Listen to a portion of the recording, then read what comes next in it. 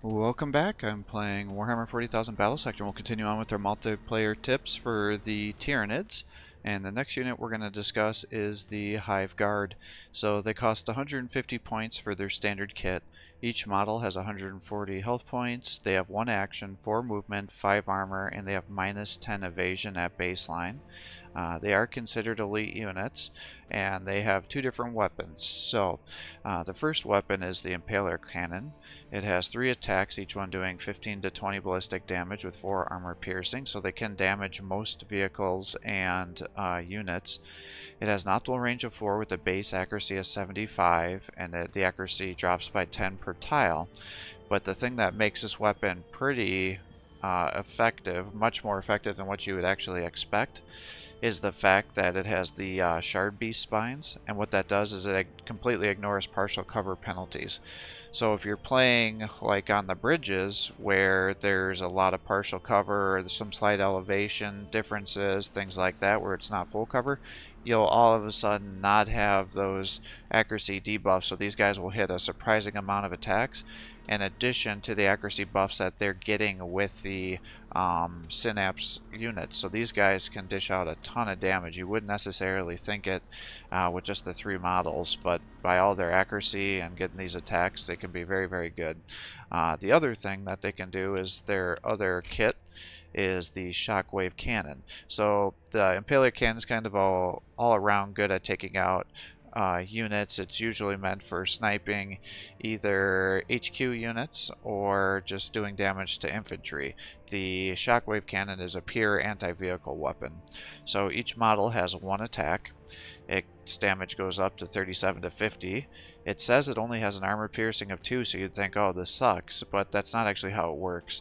It has an optimal range of 3 and a base accuracy of 70%, and it drops off by 15 per tile. Again, with all their accuracy bonuses that they get with the synapses, you know, that puts it up to a base accuracy of 100% if you're in the proper range, but then the bonuses that it gets is where all the damage comes from.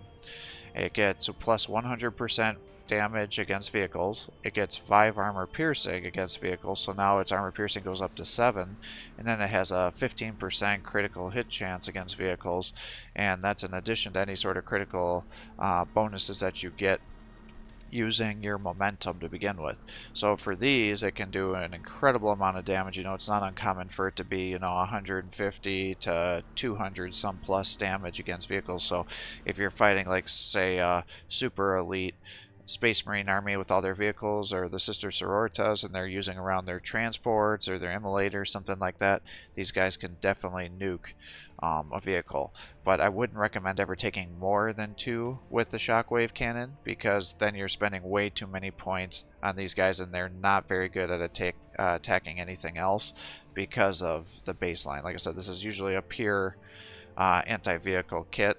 They can do some damage against infantry, but armor piercing at 2 against infantry is not very good.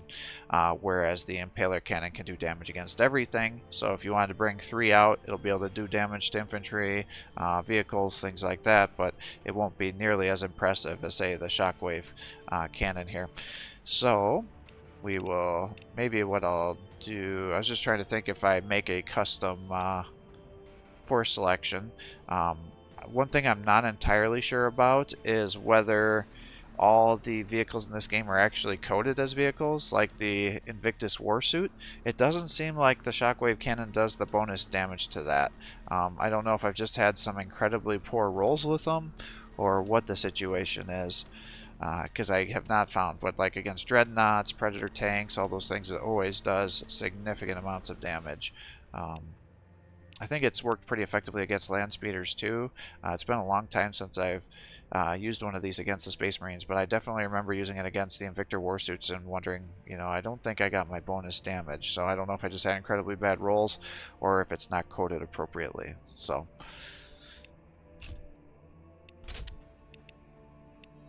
let's see here. We'll begin a skirmish.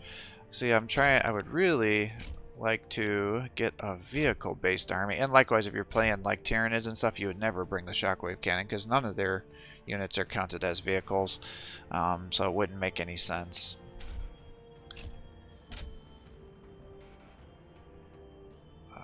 Corn. Corn doesn't really have much for vehicles. The Adeptus Sororitas may have some vehicles, but I don't think they use them very often. Let's try against the Blood Angels and see if the AI will be smart enough to bring some opponents against us here.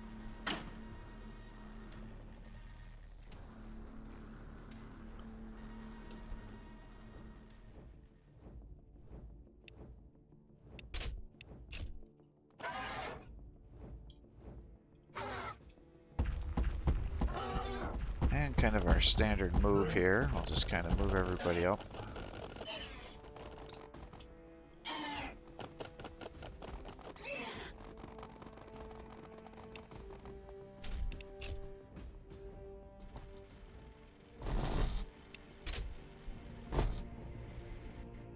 Sounds like a lot of infantry, unfortunately.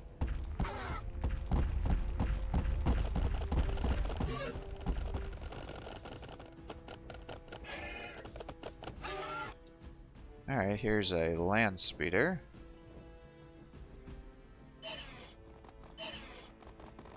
Watch him die before I can even get up here. Yeah, it's way out of range. But it's getting 30% accuracy, evasion, all that fun stuff. Guess we'll just set you up here. Is that out of range? Yeah.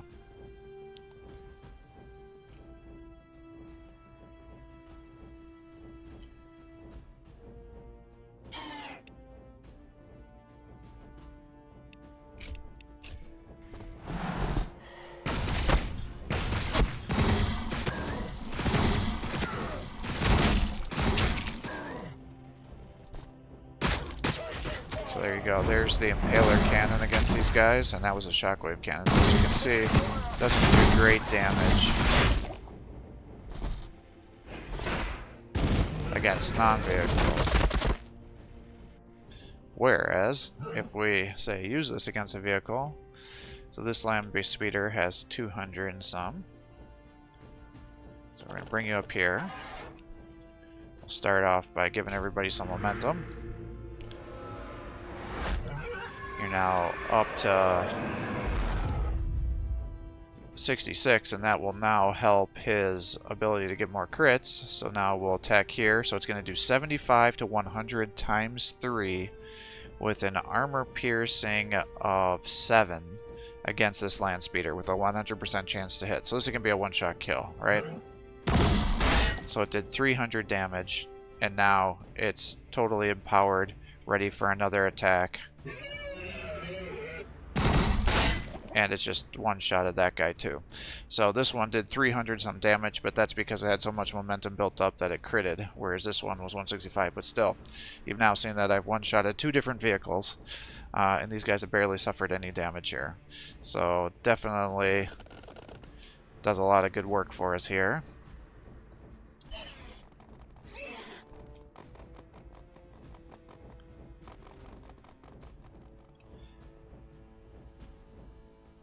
I'm just trying to decide who I want to fight here. I feel like I would like you to attack here to do more damage.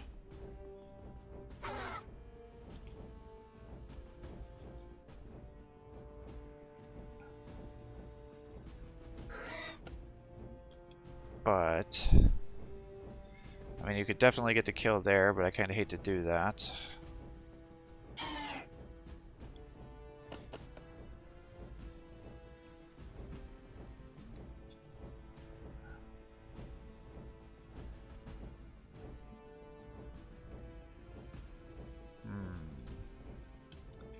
I can come over here, but then all these guys are going to shoot you. If I come over here, I think I'm going to definitely have a bad time when all these guys flank me.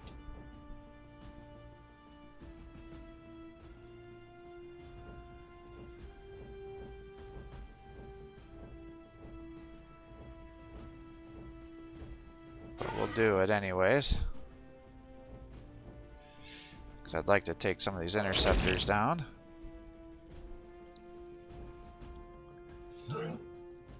Alright.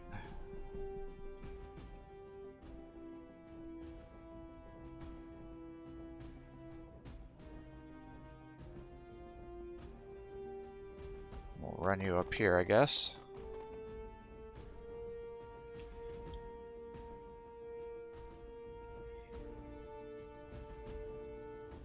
Did you shoot into these guys?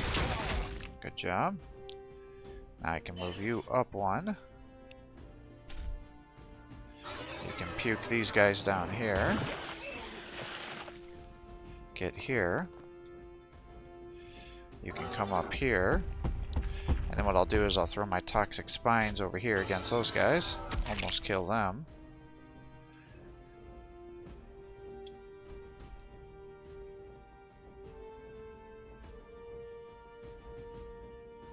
Shoot into these guys. Kill them. You've got a 100% chance to hit there. So let's try to finish them off, which you have now successfully done.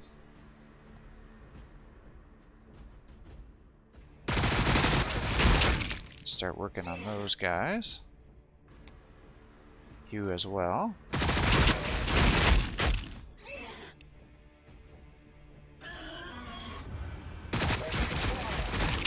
Good.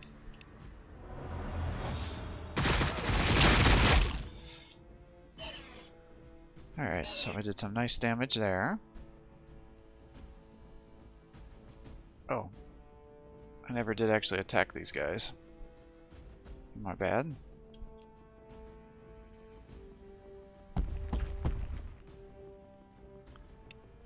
Well, let's run you over here. Smack those guys. Run you up here. Throw you down here. Hopefully you can get the kill here. Oh, you're just short.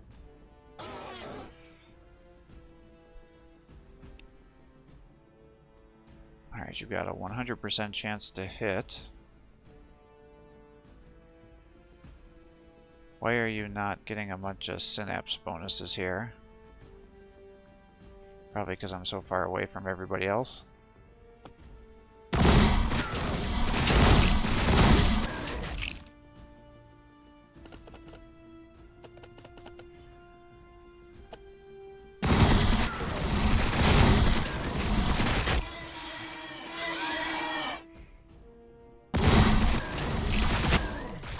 Alright, those guys are now down.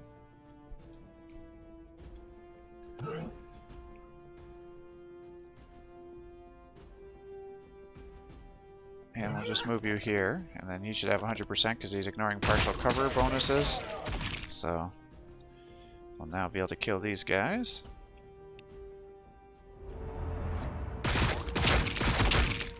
So, as you can see, does pretty decent damage. Turn you here.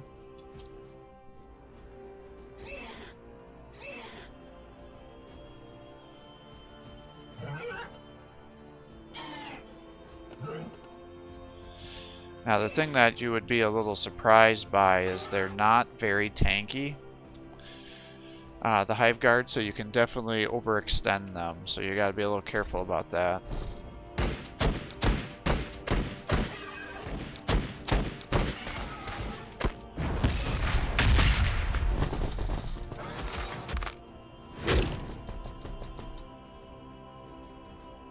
I was actually expecting them to go grenade crazy. Okay, they are.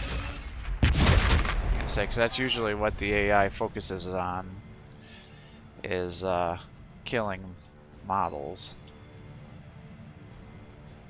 There we go.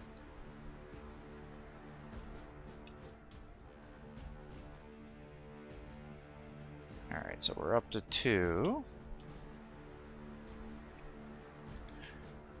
So you got a 100% chance to hit here. These guys are pretty armored, so you can see they still do decent damage. Gonna run these guys back around the here. Got some nice damage there.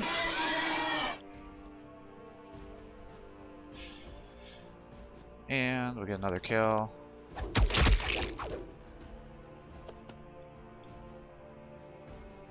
Come here. Attack again. Weaken those guys up.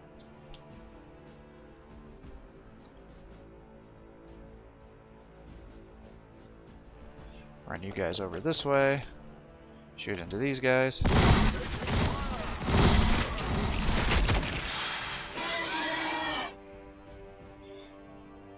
And let you get your kill. Nice.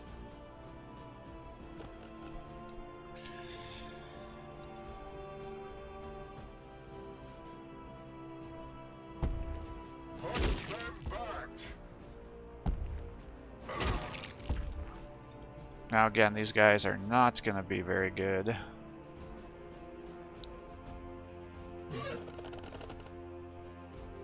Against single targets here, so as you can see, it's like couldn't even kill 2 models. Despite all that damage, you'd think they would do more.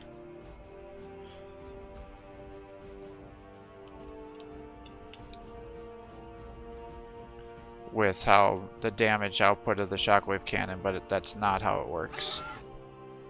And a shout out to the subscriber who recommended that I turn on the rear attack indicator here, because if you're looking at this guy, you'd think, oh, his rear attack is here, but it's actually at an angle, so the units don't always face the right direction.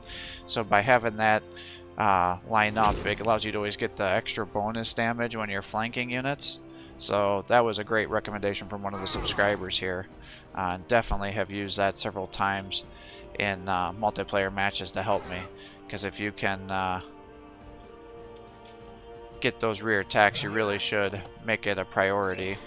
And I will admit I'm not always the best at doing that.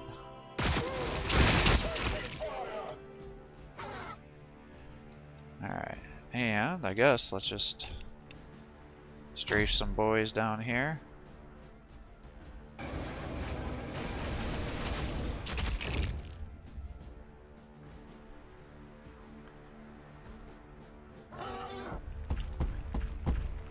And a lot of these guys would die, but let's just start getting them there faster.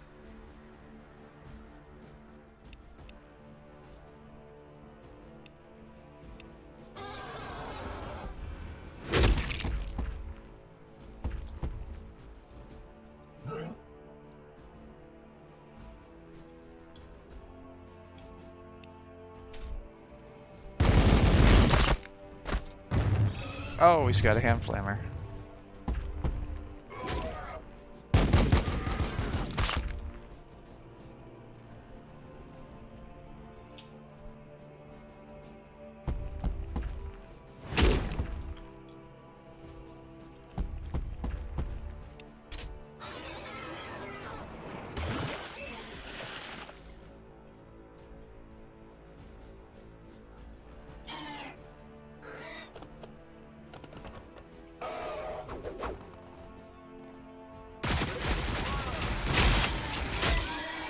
Alright. And again, so Shockwave cannon, 3 synapses. Gonna fire into these guys. Can't kill models. So like I said, these guys are not good against infantry. So that's why you wouldn't want to over purchase them. Let's bring you over here. That should get you up to 3, hopefully.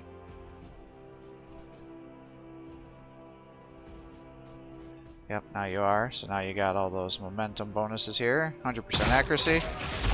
See? So several models dead now. And we'll finish them off in melee. So that is the Hive Tyrants here. So there's not really any abilities or anything to surge with.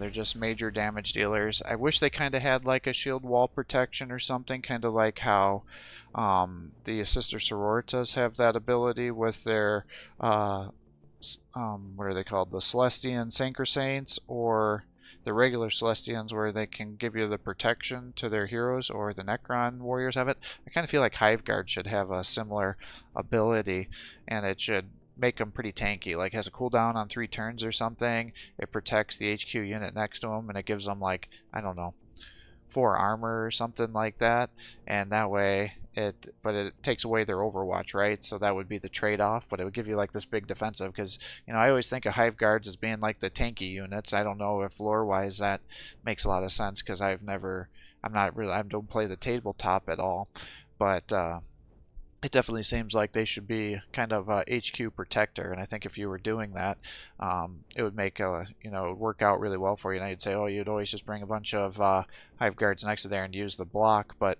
again, they're not getting the damage, and you can only bring 2 or 3 of them usually on a match, so it's not like it would be spammed out. But it definitely could be very obnoxious to have one if they did that ability to follow around the Hive Tyrant. But again, the Hive Tyrant's ability is the mobility to kind of move around the field. So I don't know. I feel like they could probably have a little bit something extra. The big thing with the Tyranids is they sometimes struggle against heavy vehicles. So I definitely appreciate that they created the Hive Guard with the Shockwave cannon to act as their anti-vehicle variant. Because when you're definitely fighting a highly mechanized force, it can definitely get painful with playing against the tiers, especially if you can't get all your units together to synapse. And then 1-for-1, they sometimes do less damage in melee if you're like brawling with a dreadnought or another heavy vehicle, unless you're getting rear attacks onto them. So that's really where the Hive Guard with the Shockwave comes in. And then, like I said, the Hive Guard with the other default kit is just good no matter what. It does damage to infantry. It can be used to snipe enemy heroes.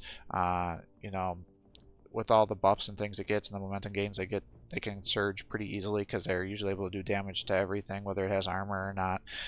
It works really well against the forces of chaos as well when you're trying to snipe down, their Bloodmasters or the Bloodletter, all that kind of stuff. Bloodthirster, I mean. It really can stack up really quickly, and then you start throwing some synapses in there with your other infantry, because they don't have a lot of armor, and you can do a lot of damage really quick. So thanks for watching. I hope you're enjoying these videos. If you are, please give my channel a like and subscribe, because we post more content for you. Have a great day.